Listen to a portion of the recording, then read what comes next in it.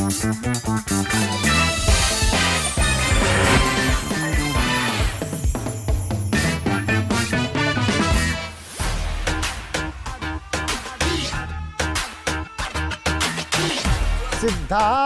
ये दूरप्पा है मूड में और स्वामी इमोशन में। गठबंधन डूबा इंडियन ओशन में, स्लो मोशन में। ये नीतीशवा करे है काना फूसी, करावे जासूसी, मोदी जी इसका साथ छोड़ दो। कल भाजपा को छोड़ा, अब कांग्रेस ठुकराई। हर बार जग हंसाई, अपने ही आप करवाई। तुमको कसम है कह दो, ठोको गुरु बस एक बार, तुम जाना है किस पार। अब खुली आंख है या कटी नाक है, जेल में जाएगा ऐश ही पाएगा। इंडिया को ये अंदाज है, इमरान बड़ा ड्रामेबाज है। लपेटे में नेताजी में आपका स्वागत है। आज हमारे साथ मंच पर मौजूद बहुत दिनों बाद दमदार बनारसी सुदीप भोला जी, चिराग जैन और गौरव चौहान। लेफ्ट से आमिर जैदी साहब हमारे साथ हैं और बीजेपी से सुधांशु मित्तल जी। तो गौरव जी, सुधांशु जी बहुत दिनों बाद आए हैं, क्या पेश कर रहे हो?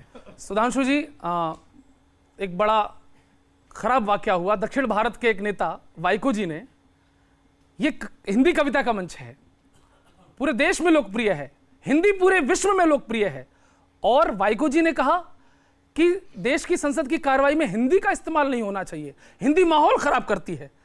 तो वाइको, तुम ऐसा बोला काई को? अगर आप ऐसा बोलते हैं तो मेरा जवाब सुनिए। भारत के माथे पर मान सम्मान वाली, भारत के माथे पर मान सम्मान वाली, कैसे हैं लगाते आप बिंदी सीख जाओगे। ओ वाई को जी एक्स वाई को जाओगे भूल तुम, वाई को जी एक्स वाई को जाओगे भूल तुम, ओलम के साथ साथ गिनती सीख जाओगे। हिंदी में आनंद और रस कितना भरा है, अब मिले समर्थन आपका। हिंदी में आनंद और रस कितना भरा है, कविता की बजाना सारंगी सीख जाओगे। कविता की बजाना सारंगी सीख जाओगे। और लपेटे के मंच पर एक बार आके बैठो, हिंदी की कसम आप हिंदी सीख जाओगे। हिंदी की कसम आप हिंदी सीख जाओगे। हिंदुस्तान में रहकर जो, अब बहुत सैद्धांतिक बात कह रहा हूं इस देश के लिए, तालियां उठें आपकी। हिंदुस्तान में रहकर जो हिंदी का मान नहीं करता, ऐसा बेटा अपनी मां का भी सम्मान नहीं करता। बहुत बहुत आपने जो कहा बिल्कुल सही कहा है। वाइको, जब आपने कहा कि अपनी माँ का सम्मान नहीं करता, तो वाइको सेडेशन के अंदर इनको जेल हो चुकी है देशद्रोह में। वाइको एक नफरत फैलाने वाले इंसान है, और आपने इतने कुतर्क सुने होंगे इस विवाद पे। उन्होंने सिर्फ ये नहीं कहा, उन्होंने तो ये कहा कि ये जो है बहुत ही हल्की भाषा है और इससे स्तर गिर जाते हैं। अपनी भाषा की तारीफ हर एक को करनी चाहिए, हर एक का हक है, लेकिन दूसरी भाषा वो हल्की भाषा है या उसका स्तर गिरा हुआ है, ऐसी मानसिकता जो है ये बड़ी एक विकृत मानसिकता है। हिंदी है, हम वतन है हिंदुस्तान। क्या बात है भाई, वाह वाह वाह जैदी साहब। संस्कृत का एक श्लोक है, सुभाषितानी का आपने पढ़ा होगा, मैं नहीं पढ़ा। शास्त्राणी दित्यापि भवंती मूर्खा, महाजनो येन गते से पंथा। महापुरुष जिस मार्ग पर चले वो मार्ग अच्छा है, हमने महापुरुषों के रास्ते छोड़ दिए। भाई साहब, मैं तो किताबों के विषय में एक चीज जानता हूँ, पवित्र किताबें बांटने के काम नहीं आती हैं, जोड़ने के काम आती हैं। सुदीप भाई, वाह, बढ़िया बढ़िया। और रहा गया बाइको जी की बात, तो बाइको जी ने ये बयान, इतना घटिया बयान अंग्रेजी में ही दिया होगा मुझे लगता है। अंग्रेजी में दिया अपनी भाषा में नहीं दिया। हाँ। ये बयान भी जब दिया तो उन्होंने तमिल में नहीं दिया, अंग्रेजी में दिया। अंग्रेजी में दिया। और मानसिकता आप देखिए, विकृत मानसिकता। मैंने कहा जी इस पे प्रतिक्रिया की जाए, इनको हिंदी तो बुरी लगती है। तो जैसे ही उनका मैंने अंग्रेजी में बयान सुना तो मैंने कहा ये तो बात ठीक नहीं है। तो मेरे मुंह से एक ही प्रतिक्रिया निकली, ओ शिट। कुछ नहीं है सुदीप, अभी सुधांशु जी ने कहा कि संविधान में जिक्र है कि हिंदी 15 साल तक लागू रहेगी, अंग्रेजी 15 साल तक लागू रहेगी, उसके बाद सब कामकाज हिंदी में होगा। पर समस्या हमारे साथ क्या है भाई साहब, हम नारे देते रहते हैं और नारों पर हम कभी अमल करते नहीं, क्योंकि हमें लगता है कि नेता बोल रहे हैं तो झूठी बोल रहे होंगे। बहुत अच्छे चिराग। अगर सख्त कानून बना दिया जाए तो 72 वर्ष हो गए क्या हिंदी कार्यालयों में क्रियान्वित नहीं हो पाती, लेकिन हम उसमें लचर रहे हैं। जैसे एक नारा हम देते रहे, हम दो हमारे दो, लेकिन नारा चलता रहा और काम भी चलता रहा। अब पहली बार कानून बनने की नौबत आई है। अब एक गीत है जिसमें सरकार जो है वो प्रेयसी है, पत्नी है, और समाज जो है वो पति है। अब पत्नी पति से कह रही है, आनंद लेना, बिल्कुल लोकगीत का आनंद लेना, थोड़ा ऊर्जा के साथ सुनना। बहुत अच्छे। किसैया पूछने लगी है सरकार, एक मुहावरा चलता है हमारे यहाँ, अगली पंक्ति में वो मुहावरा पकड़ लेना। किसैया पूछने लगी है सरकार, कैलेंडर कब तक छापोगे, सैया पूछने लगी है सरकार, कैलेंडर कब तक छापोगे, अब संभालने दो मोहे घर बार, कैलेंडर कब तक छापोगे। और इसमें क्या क्या हमारे साथ दिक्कत हो रही है जब जनसंख्या बढ़ती है, प्रतीकों में बात कर रहा हूँ, शुद्ध स्वांग रूपक का गीत है कि कमरों की हालत खस्ता है, आंगन पड़ गया छोटा, कमरों की हालत खस्ता है, आंगन पड़ गया छोटा, और चौका बोला हो जावेगा 2 रोटी का टोटा, चौका बोला हो जावेगा 2 रोटी का टोटा, मेरी देह भी करे है इनकार, ओ मेरी देह भी करे है इनकार, कैलेंडर कब तक छापोगे, सैया पूछने लगी है सरकार। और इस कानून में क्या सख्ती होनी चाहिए वो समझ लीजिए कि संसाधन नाराज हुए हैं, रूठी हैं सुविधाएं, संसाधन नाराज हुए हैं, रूठी हैं सुविधाएं, कहीं हमारी लापरवाही भारी ना पड़ जाए, छिन जाएंगे तुम्हारे अधिकार, वो छिन जाएंगे तुम्हारे अधिकार, कैलेंडर कब तक छापोगे, सैया पूछने लगी है सरकार, कैलेंडर कब तक छापोगे। बहुत बढ़िया। ये कानून सही होगा। मुझे लगता है समाज को अपना उत्तरदायित्व भी समझना पड़ेगा। सरकार नहीं समझेगी। सरकार ने एक बार कोशिश करी थी, अब इतना उसके जो है परिणाम निकले थे कि डर लगता है हर एक को। लेकिन हाँ, मेरी व्यक्तिगत राय इसमें है कि कानून बनने चाहिए, बेशक, क्योंकि अगर कानून नहीं बनेंगे तो ये कब तक स्थिति बेलगाम रहेगी और इसका आगे आने वाली पीढ़ियों पे क्या असर पड़ने वाला है। देश की जगह उतनी है, देश के जो रिसोर्सेज हैं उतने हैं, लेकिन जनसंख्या अगर बढ़ती रही है, आप अगर ये सोचिए कि अमेरिका जैसे समृद्ध देश को हिंदुस्तान के 100 करोड़ लोगों की, वैसे तो 130 है, लेकिन 100 करोड़ के पालन पोषण की जिम्मेदारी लेनी पड़ जाए तो उनकी इकोनॉमी बैंकक्रप्ट हो जाएगी। यहाँ तो हम लोग तब भी कहीं ना कहीं से चला रहे हैं। भाई साहब कुछ भी नहीं है, जिस दिन राजनीति क्वांटिटी वोट की जगह क्वालिटी वोट का सोचने लग जाएगी, उस दिन ये काम होगा। उन्होंने कहा कि क्वालिटी वोट, जिस दिन क्वालिटी वोट हमारे यहाँ जागरूक हो गया, क्वालिटी वोट हमने तैयार कर लिया, उस दिन जनसंख्या पे खुद नियंत्रण हो जाएगा। वो क्यों नहीं होता है कि हमने सारी चीज़ें सरकार पे छोड़ रखी हैं। शिक्षित करना समाज के लिए बहुत ज़रूरी है।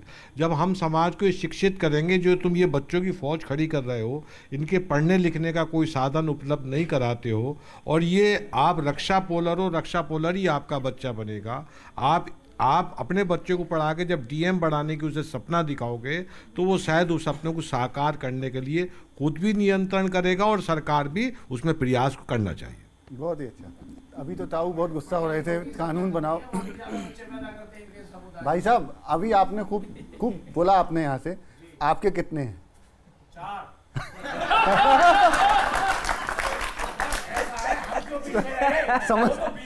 भाई साहब समस्या यही है, छोड़ने का काम इस समय देश में सबसे बढ़िया कर रहे हैं सिद्धू जी। हाँ, वाकई वो पार्टी छोड़। हाँ, अभी पहले भाजपा छोड़ी, फिर कांग्रेस छोड़ दी, इलेक्शन तक खूब। हाँ। अभी तो पद छोड़ा है, कांग्रेस कहाँ छोड़ी? हाँ, वो छोड़ी थी, समझ लीजिए। छुड़वा ही लोगे भाई साहब। मैंने एक पैरोडी लिखी है सिद्धू जी के लिए, स्वागत। और बड़ा अच्छा प्रयोग किया है, तुम सुनना गौरव। कि ओरे प्राजी ओ पाजी हो, तुम्हें जाना है किस पार, कभी इस पार कभी उस पार, डगमग नैया और मझधार, तय कर लो पाजी एक बार, तुम्हें जाना है किस पार।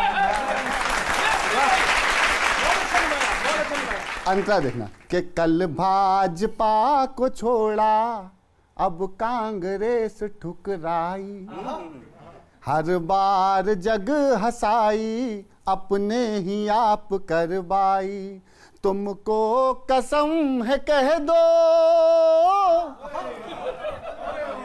आया कि तुमको कसम है कह दो, क्या कह दो?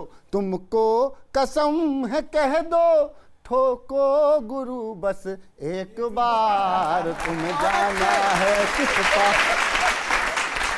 ओ मोरे पाजी चमन बहार। सुना चमन बहार। हाँ, कि जब था चुनाव मानो सब आपका ही था ठेका, जब गालियां दिलानी थी तो कांग्रेस ने क्या उपयोग किया कि जब था चुनाव मानो सब आपका ही था ठेका, अब दूध में से मक्खी जैसे निकाल तुम्हें फेंका, रोका न अब किसी ने, रोका न अब किसी ने, करवा लिया पूरा प्रचार, और मेरे पाजी चमन बहार।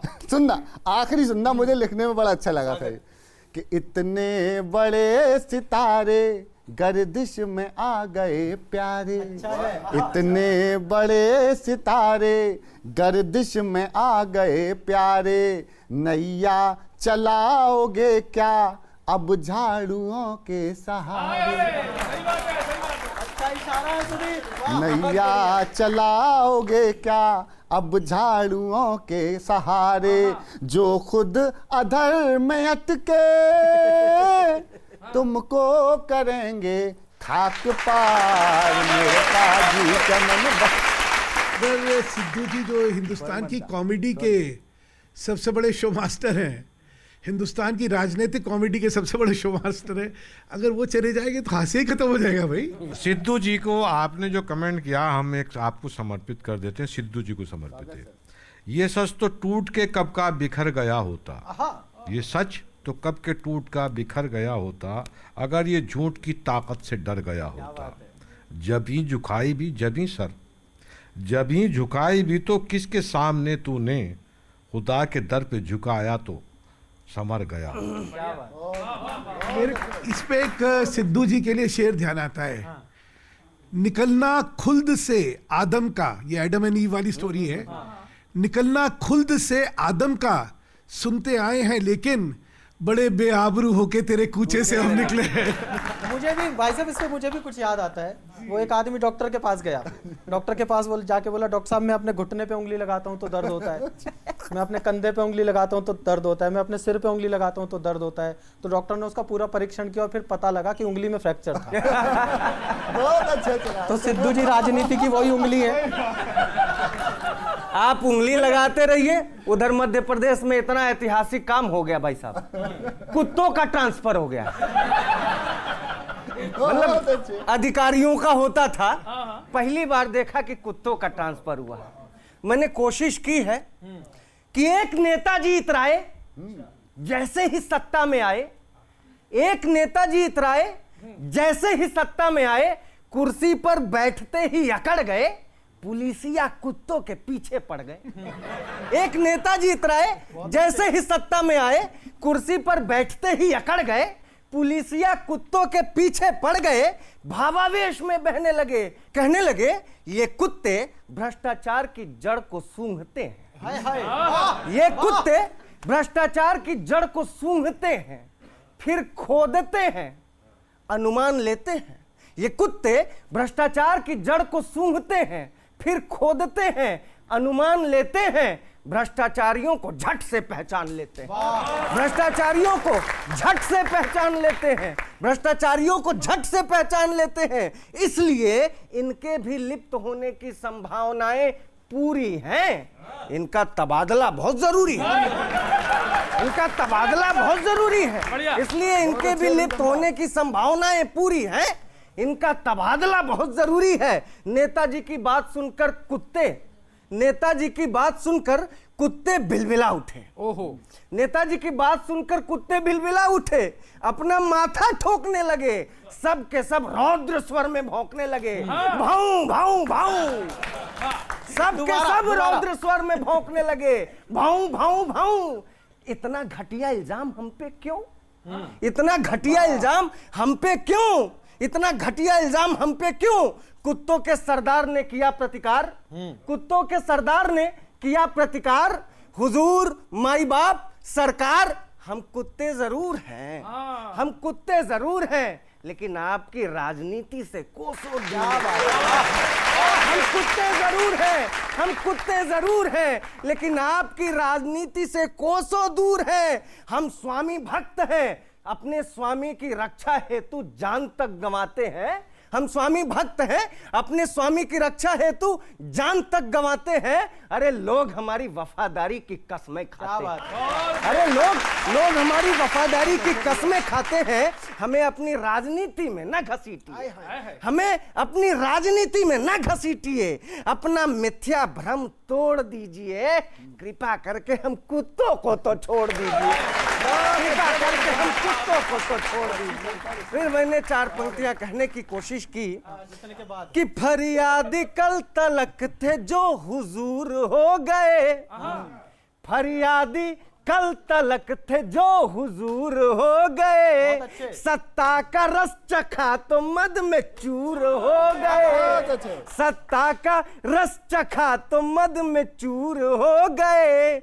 अरे नेताजी ने जब से किया कुत्तों का ट्रांसफर, नेताजी ने जब से किया कुत्तों का ट्रांसफर, एमपी में तो कुकुर भी मशहूर हो गए।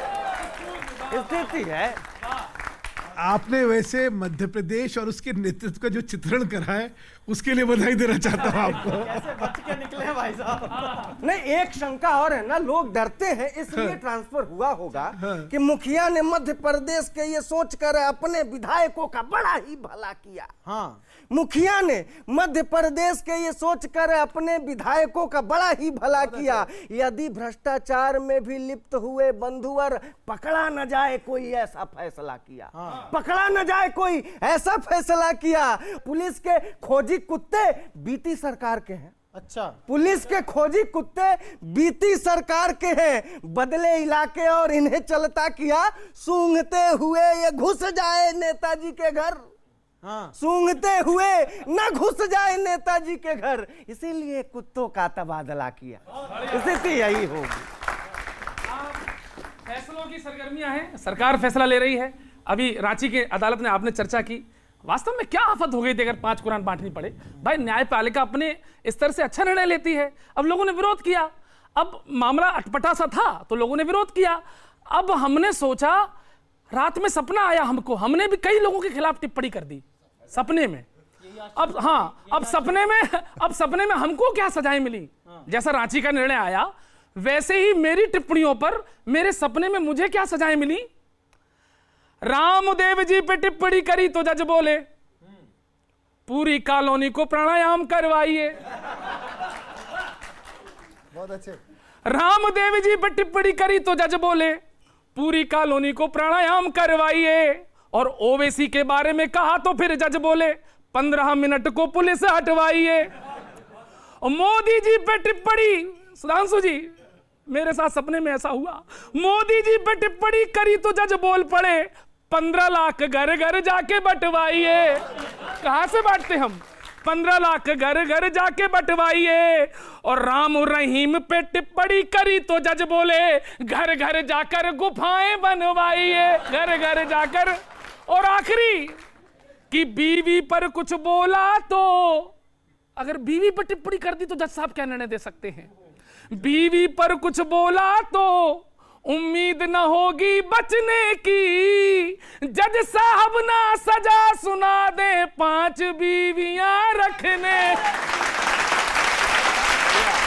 जैदी साहब बीवी ने बोला है अब सैटरडे हम पर संडे एक का नहीं चल खाना, रही है, आप समर्थन कर रहे हैं। सैटरडे संडे का खाना अब आपको बना के खिलाना पड़ेगा, लेकिन आपको समर्पित है। क्यों इन्होंने 5 बोले इसलिए 7 तो नहीं जीते? नहीं 5 नहीं, अब सैटरडे संडे खिलाना पड़ेगा।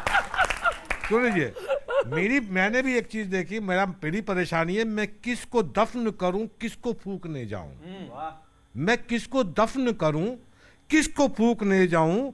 रही सही मेरी चाबी निकाल देता है वो अंधेरे मुंह कोई अखबार बेचने वाला, मेरे 1000 लाशें मेरे घर पे डाल देता। क्या बात, वाह वाह वाह। परेशानी यहाँ ये है, मैंने कहा ना महाजनों ये गते से पंथा, जो महापुरुषों का हमारा मार्ग है वो ही सबसे अच्छा मार्ग है, उसे हमने अपनाना ही पड़ेगा, जन जन तक पहुंचाना पड़ेगा।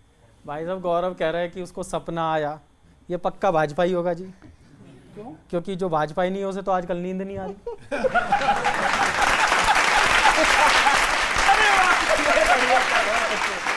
लेकिन भाई साहब एक बात बताओ, मेरी प्रेमिका को कोई बाहर वाला छेड़ रहा है और मैं अपनी प्रेमिका से कह रहा हूँ तू चुप रह, मैं उस बाहर वाले से दोस्ती नहीं तोड़ सकता, ये तो बेईमानी है ना।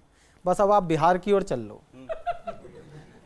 सुधांशु जी आपको समर्पित करता हूँ। संघ बीजेपी से शिकायत कर रहा है, ये नीतीशवा करे है कानाफूसी, ये नीतीशवा करे है कानाफूसी, करावे जासूसी, मोदी जी इसका साथ छोड़ दो। ये नीतीशवा करे है कानाफूसी, करावे जासूसी, मोदी जी इसका साथ छोड़ दो। इसके तेवर में भर दो जरा भूसी, के छोड़ो कंजूसी, सत्ता की शहमात छोड़ दो। और क्या शिकायतें हैं, क्या महसूस कर रहा है संघ कि आरएसएस पर और विहिप पर नजरें इसकी पैनी है, हम हैं मौन तुम्हारी खातिर उसके हाथों छेनी है। हमें बता दो आखिर कब तक गुंडागर्दी सहनी है, संघ लुटा तो बीजेपी की लाज कहां पर रहनी है, संघ लुटा तो बीजेपी की लाज कहां पर रहनी है। जहां होती हो रोज बेईमानी, जहां होती हो रोज बेईमानी, क्या दोस्ती निभानी, मोदी जी ये भी साथ छोड़ दो। ये नीतीशवा करे है कानाफूसी, करावे जासूसी, मोदी जी इसका साथ छोड़ दो। संघ जो है वो इतना सशक्त और इतना परिपक्व संगठन है कि ऐसी चीज़ों से उसके फिर में कहाँ फर्क पड़ने वाला है। जिसको जो जानकारी लेनी है लेता रहे, उससे क्या फर्क पड़ने वाला है। भाई साहब कान संघ की जो सुनिए ना, संघ की जो जड़ें हैं और संघ की जो निष्ठा है और जो संघ का समर्पण है वो इतना मजबूत और प्रभावी है कि लोग घबरा सकते हैं। संघ थोड़ी किसी से घबरा सकता है। मैं एक तर्क दे रहा हूँ भाई साहब, संघ को कोई फर्क नहीं पड़ता।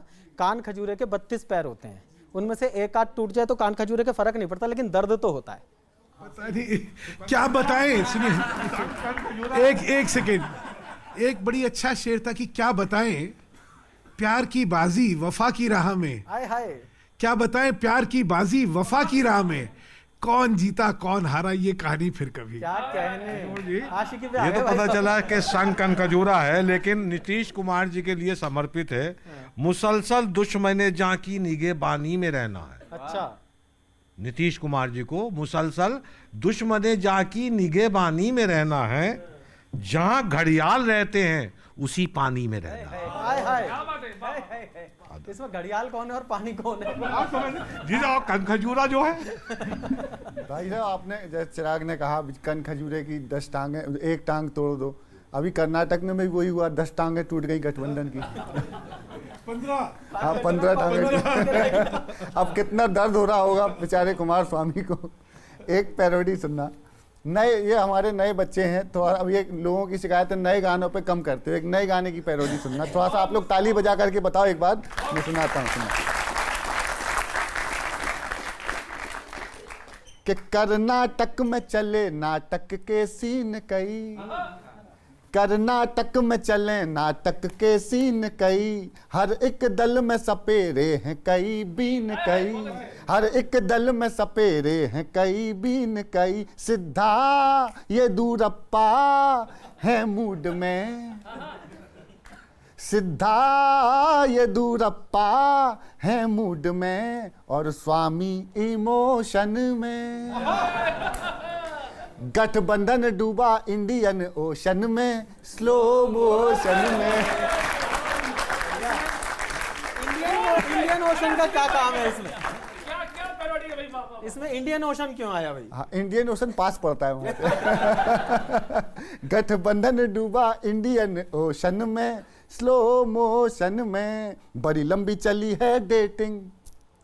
चले गए थे सारे होटल में कि बड़ी लंबी चली है डेटिंग, पूरी हो जाने दो सेटिंग, अब फिक्सिंग होगी मिक्सिंग होगी, हाई बहुत है रेटिंग।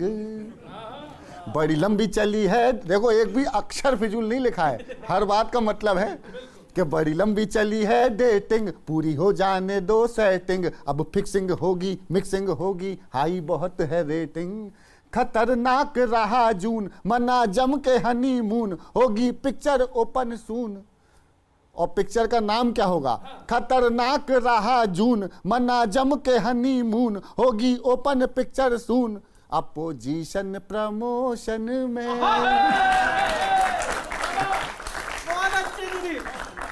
गठबंधन डूबा इंडियन ओशन में, कैसे? स्लो मोशन में। इसमें आपका कोई रोल नहीं है, ये तो अपने आप ही डूब रहे हैं। देखिए, जो अस्वाभाविक गठबंधन होते हैं, जिनमें रेल का इंजन जो है वो छोटी पार्टी हो और डब्बे जो है बड़ी पार्टी हो, उसका स्वाभाविक स्लो मोशन में जो होना था वो आपने सुनाई दिया। हमारा क्या रोल होना है? ये तो प्रसन्न है बस। अपने भार के तहत जिन व्यवस्थाओं को गिरना था वही हो रहा है। ये पहले भी था, सबके सामने जग जाहिर था, लेकिन तब जो था शायद लोकसभा में कोई जादू हो जाता, और वो जब जादू खत्म हो गया तो गिरना ही गिरना था। और आप तो कह रहे थे बड़े हल्के लोग हैं, आप कह रहे हैं भारी हैं। नहीं, मैंने बिल्कुल नहीं कहा कि हल्के और भारी है। मैंने तो कहा कि ये उम्मीदों में थे, उम्मीदें जो है निरस्त हो गई, तो इसलिए सब यही होना था इनका। ये पार्टी विद डिफरेंट है। जहां से भी जो मिले ले लो, जहां से भी जो मिले ले लो। और अगर वो भ्रष्टाचारी भी है तो उसे गंगा में स्नान करा के हम पवित्र कर देंगे। आप विचारधारा की पार्टी थी, आप अगर विचारधारा विहीन होंगे तो ये तो अंजाम आपको देखना पड़ेगा। जो लोग, सवाल यहाँ बन जाता है पूरे माशरे से, जो राजनीति विहीन विचारधारा विहीन लोग हैं, जो लोग 50 करोड़ रुपए लगा के जब चुनाव जीतते हैं, जब आप सवाल नहीं पूछते। एक एग्जाम्पल मेरे याद आता है, मैं 10 दे सकता हूँ जो कि मेरा अपना है। एक घोसी चुनाव क्षेत्र था, वहाँ से एक बलात्कारी चुनाव लड़ रहा था जिसके पीछे पूरी पुलिस थी, कोर्ट ने वारंट कर रखे थे, लेकिन चुनाव जीत गया। एक मजदूरों का नेता चुनाव वहाँ से लड़ रहा था, जिसे वो चुनाव हार गया। तो जो समाज देख रहा है जैसे नुमाइंदे चुन के देता है, वो आज यहाँ होंगे कल कहीं होंगे, तो देश का निर्माण कहाँ होगा? पहले वो अपना निर्माण करेंगे, बाद में देश का। नहीं, जो विचारधारा विहीन है वो इलेक्शन लड़े ऑपोजिशन से, आ जाएं इधर तो इन्होंने विचारधारा विहीन क्यों लिया? अरे विचारधारा विहीन वहाँ थे क्यों? बिल्कुल आप सही कह रहे हैं। अभी मेरे मित्र बैठे हैं, इनसे मेरी बात हो रही थी। एक होता है आपकी भी चल रही है? नहीं मेरी नहीं चल रही। मेरा विलय नहीं हो सकता है, मैं विचारधारा से जुड़ा हूँ, उनका भी इधर नहीं होगा, वो भी भुक्तभोगी हैं। आदरणीय जयदी जी, आप कह रहे हैं कि जो भी आ जाए गंगा में डुबा के पवित्र करके ले लो। ये सरकार गंगा की सफाई के प्रति प्रतिबद्ध रही है, लेकिन बनारस से मैं आता हूं और बनारस में ये घोषणा हुई थी गंगा में गिरने वाले गंदे नालों की व्यवस्था कहीं और करके पानी को साफ करके तब छोड़ा जाएगा। वो काम हुआ नहीं और गंगा में चलता फिरता शौचालय डाल दिया गया। नाव पे शौचालय है भाई साहब, नाव पे शौचालय बना दिया। तो वो गंगा में भी डुबाएंगे तो अब वो नेता पवित्र नहीं होने वाला। नहीं आज ये पवित्रता है, पवित्रता तो आपको देखनी है। जिस दिन मुआशरा सच का सामना और शिक्षित हो गया, जिस दिन हम इससे ऊपर उठ गए कि धर्म जात बिरादरी इसकी बात हमने करना बंद कर दी, उससे शायद हम देश का कुछ भला कर सकें।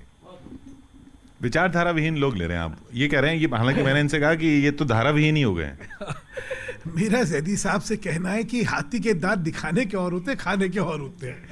अब आप जो है समर्थन करें कांग्रेस का और विचारधारा की बात करें तो भैया पता नहीं आप क्या कहना चाहते हैं। जैदी साहब, ये सारा जो प्रश्न है ये विश्वसनीयता का है। आज बड़े बड़े नामों का इस्तेमाल करके हम बात तो कर लेते हैं लेकिन विश्वसनीयता नहीं होती, क्योंकि हमारे आचरण में वो चीज़ें ही नहीं। तो कहाँ, मैंने कहा इस लफ्ज़, वो एक बड़ा अच्छा शेर था कि बहसें फजूल थी, बहसें फजूल थी, ये समझ आया बड़ी देर में, अफसोस उम्र कट गई लफ्ज़ी के फेर में।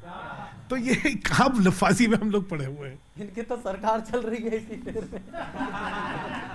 चलिए सुधांशु जी खुश हो जाइए। एक अंतर्राष्ट्रीय न्यायालय में निर्णय आया भारत के पक्ष में। वो निर्णय पाकिस्तान के खिलाफ था, लेकिन पाकिस्तान वाले जश्न मना रहे थे, खुश हो रहे थे। उसका कारण मालूम क्या था? उसका कारण सुनिए। था इंटरनेशनल कोर्ट जहां उसको लाहौर समझ बैठे, जज साहब मिर्ची खिला गए, वो मीठा कौर समझ बैठे, और जजमेंट था वो अंग्रेजी में। ये पाकिस्तानी क्या करते, अंग्रेजी में कमजोर मियां कुछ का कुछ और समझ बैठे। अच्छा है भाई, गड़बड़ कर रहा है। एक और घटना हुई, हाफिज सईद की गिरफ्तारी। पूरा भारत खुश, लेकिन इसकी सच्चाई मैं बताता हूं। अब सुनना, कव्वाली के अंदाज में पाकिस्तान की पोल खोलना चाहता हूं। हाय क्या कर लिया, सुभान अल्लाह, हाय क्या कर लिया, हाफिज को धर लिया, ट्रंप खुश कर दिया, सबका मन भर दिया, गिरफ्तारी में कुछ राज है, इमरान बड़ा ड्रामेबाज है। हाँ, इमरान बड़ा ड्रामेबाज है। कैसे? पहले हाफिज को तुमने सहारा दिया, उसके ऊंचे पजामे को नाड़ा दिया। पहले हाफिज को तुमने सहारा दिया, उसके ऊंचे पजामे को नाड़ा दिया। जंग भारत से अपनी वो छेड़े रहा, आंख कश्मीर पर वो तरेरे रहा। आर्मी पांव उसके दबाती रही, उसकी शह पर ही हमले कराती रही। अब खुली आंख है या कटी नाक है, फिर ताली उठे आपकी। अब खुली आंख है या कटी नाक है, जेल में जाएगा ऐश ही पाएगा, इंडिया को ये अंदाज है, इमरान बड़ा ड्रामेबाज है। हाय इमरान, ये सब ड्रामेबाजी हो रही है। जयदी साहब, बहुत अच्छा ड्रामेबाजी समझ रहे हैं? संस्कृत का श्लोक सुना दीजिए। बिल्कुल। देखिए, हाफिज सईद कई दफ़े अरेस्ट हुए, कई दफ़े हाउस अरेस्ट हुए। क्यों, ये इस चीज़ पे मुझे कोई ज़्यादा भरोसा नहीं है, मैं ज़्यादा प्रसन्न नहीं हूँ। समझ गए? उसने क्यों किया, ये उसके अंदरूनी कुछ मामला हो सकता है। क्या पता अमेरिका ने कुछ कह दिया हो, धमका दिया हो, हमारे यहाँ आ रहे हो कुछ खैरात मांगने। इस नाटक का पर्दा गिरने वाला है, खबरों में चर्चा है उनका, गुड लक फिरने वाला है। कर्नाटक के इस नाटक का पर्दा गिरने वाला। इन्होंने कुछ नहीं किया, उनके ही सितारे बदल गए, इसमें इनकी क्या गलती है? कि खबरों में चर्चा है उनका गुड लक फिरने वाला है। चाल चली जो बीजेपी ने उसके पासे ठीक पड़े, सत्ता में बैठे साथी ही बागी बनकर चीख पड़े। आपके यहाँ भी हो रहा है, सावधान। पिछली बार इन्होंने चुनावों में बताई थी कि 28 तो इनसे संपर्क में थे, तो थोड़ा सा सावधान आप लोग भी रहें कि चाल चली जो बीजेपी ने उसके पासे ठीक पड़े, सत्ता में बैठे साथी ही बागी बनकर चीख पड़े। गुपचुप खिचड़ी पक गई उनके साथी टूट गए, फ्लोर टेस्ट में इज्जत लुट गई और पसीने छूट गए। जेडीएस की कुर्सी पर अब जेडीएस की कुर्सी पर अब संकट घिरने वाला है, और खबरों में चर्चा है उनका गुड लक फिरने वाला है। अभी पिछले कुछ दिनों से मैं समाचार में देख रहा हूँ कि बाढ़ ने बिहार को बहुत परेशान कर रखा है, और हर साल असम और बिहार, असम भी और बिहार भी, ये पूरा जो एक नदी है वो हर साल आ जाती है, हर साल ना जाती है। करोड़ों लोग प्रभावित होते हैं। हम हंसाते हैं, रोज हंसाते हैं यहाँ से, लेकिन एक गीत मैं सुनाता हूँ, पैरोडियाँ रोज सुनाता हूँ, आज एक गीत लेकर के आया हूँ कि टापू बना हुआ है गांव। सुनना, कविता सुना रहा हूँ शुद्ध। कि टापू बना हुआ है गांव, छतिया तैरे बन कर नाव, घुल गई हर कच्ची दीवार, पानी पानी घर संसार। दहरी आंगन थे लाचार, दहरी आंगन थे लाचार, खोजे मिलते ना घर द्वार। तुलसी मैया भी बिरवा के साथ ढह गई, बाढ़ आई थी वो सब कुछ बहा के ले गई। बाढ़ आई थी वो, सुन लीजिएगा, तालियां बाद में बजा लेना। कि टापू बना हुआ है गांव, छतिया बनकर तैरे नाव, घुल गई हर कच्ची दीवार, पानी पानी घर संसार। दहरी आंगन थे लाचार, खोजे मिलते ना घर द्वार। तुलसी मैया भी बिरवा के साथ ढह गई, बाढ़ आई थी वो सब कुछ बहा के ले गई। बाढ़ आई थी वो सब कुछ बहा के ले गई। सुनना कि बाबूजी ने रत्ती रत्ती, बाबूजी ने रत्ती रत्ती कैसे जोड़ी थी गिरहस्ती। क्या कहने। ये बुजुर्ग बैठे हैं, आप बच्चे बैठे हैं, आपने देखा होगा कि कैसे छोटी छोटी चीज़ों से घर बनता है। कि बाबूजी ने रत्ती रत्ती कैसे जोड़ी थी गिरहस्ती, माँ के सपनों का खजाना, माँ के सपनों का खजाना, सारा ओढ़ना बिछाना। उनकी आखिरी निशानी साइकिल बाबा की पुरानी। उनकी एक पंक्ति की कविता है, और अगर समझ जाओ तो फिर समर्थन करना कविता का। कि बाबूजी ने रत्ती रत्ती कैसे जोड़ी थी गिरहस्ती, माँ के सपनों का खजाना, सारा ओढ़ना बिछाना। उनकी आखिरी निशानी साइकिल बाबा की पुरानी, उनके पसीने के जैसे ही बेकार बह गई। उनके पसीने के जैसे ही बेकार बह गई। बाढ़ आई थी वो सब कुछ बहा के ले गई। बाढ़ आई थी वो सब कुछ बहा के ले गई। अंत सुनना कि सावन, ये पंक्ति आप दोनों को समर्पित करता हूं, उठा दीजिएगा बड़े सदन में। कि सावन आता है हर साल, सावन आता है हर साल, नदियाँ बन जाती है काल। हर साल कि सावन आता है हर साल, नदियाँ बन जाती है काल। फिर वो सरकारी विमान लाते खैराती सामान। रोटी भेजेगी सरकार उनसे कहना राम जुहार, रोटी भेजेगी सरकार, उनसे कहना राम जुहार, सुन के कोयलिया बेचारी खामोश रह गई, बाहर आई थी वो, सब कुछ बाहर के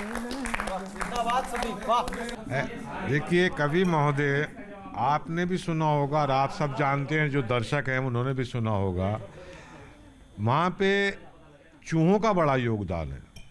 और देखिए चूहों का कितना बड़ा योगदान बिहार के अंदर है। अगर बाढ़ आ जाए तो चूहे दोषी हैं।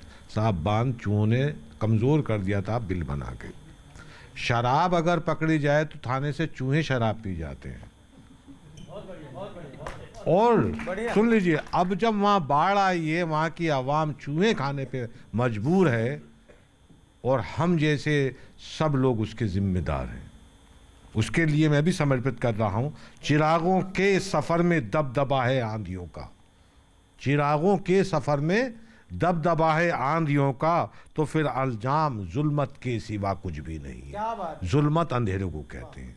तो ये हमारे सारे, हम प्रश्न चिन्ह नहीं लगाते कैसे शराब पी जाती है, कैसे बांध चूहे काट जाते हैं, तब तक ये मुसलसल जो आफत है जिसे हम प्राकृतिक आपदा कहते हैं, इसको हम भुगतना ही पड़ेगा। ये हर साल क्यों? ये समस्या का कोई फौरी इलाज जिसको कहते हैं वो नहीं हो सकता। चूहे तो एक छोटी चीज़ है। ये जो इन्होंने, जो भोला जी ने कही, बड़ी बड़ी बात कही है।